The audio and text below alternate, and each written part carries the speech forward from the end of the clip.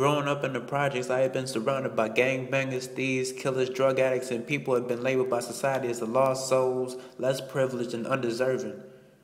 And all the people I ever hung around were black, with the exception of a few Hispanics.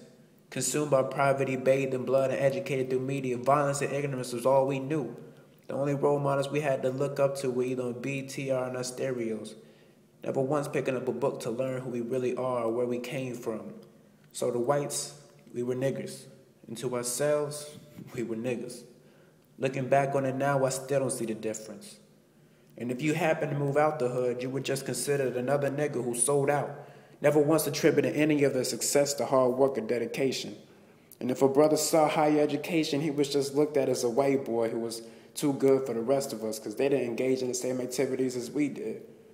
But it's funny, because those same people they ridiculed, they imitated, wearing like tight clothes and putting chemicals in their hair so it could be curly and wavy like the white boys and the rest of the people on TV who had made it. Appearance to them equated success. And being successful meant not being black. Or at least on the outside. Because at the end of the day, in our minds, we were still just a couple of niggas. I grew up in an age of weave and color contacts. I have friends who wear either or, and some who wear both. It took me years to realize what weave was because I never went to the beauty shop growing up. My mother instead used a hot iron or super duper Revlon super strength relaxers.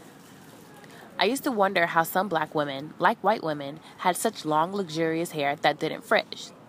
I mean, I could get my hair to grow, but it would never comply with the humidity in the air like theirs. Color contacts also fascinated me too. I remember when color contacts first came out, the colors were horrid, but to me, they were still prettier than the plain old brown of my eyes. My final fascination was black women with red, blonde, or other hair colors. I wondered, how did they get their hair so blonde? Did they feel it looked natural? Did they feel pretty, or that they got more attention as a redhead or blonde? Was it true that blondes really did have more fun? When you put the blonde or whatever color hair weave in combination with the color contacts, I got even more fascinated. My question was this: why do we want to wear weaves, dye our hair, and have color contacts? Now, I know many black women who wear weave or color contacts, and they are secure in their skin. They are beautiful women with no real hang-ups in regards to their beauty, or at least no more than the average person. But to go as far as to do a combination of all three is questionable to me. I mean, is it self-hate, an attempt to meet Western beauty standards, or just someone trying something different and new? I don't know if we'll ever know the answers to the questions, but I do know that I continue to wear my color contacts, and from time to time, a weave or a different hair color or two. Growing up as a Filipino American, I was told that my tan skin was something that was beautiful. In the Philippines, this perception is seen differently. To have darker skin is to associate yourself with a lower class, and to have lighter skin was to be seen as more of a higher status. And so growing up, after going to the beach, it was important that I wore lots of sunblock because, God forbid, I got super dark. And having dark skin can be attributed to it just meaning that you have to work outside and that you worked a lot outdoors in order to make a living, as opposed to having lighter skin meaning you're indoors, you're not the person doing all the labor.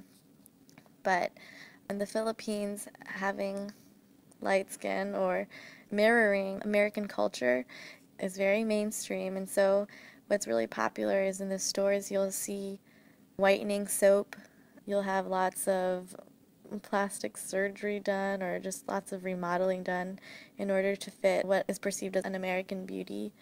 So you have a lot of girls who use the whitening soaps, and even just in everyday life, people use umbrellas, rain or shine, rain to, block off the rain, and sunlight to stay away from the sun.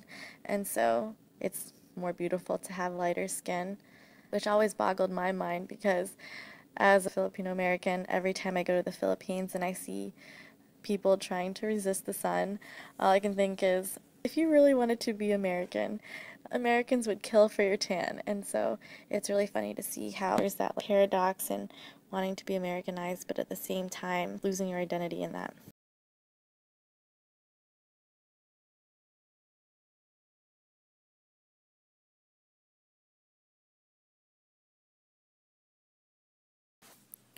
What is your history?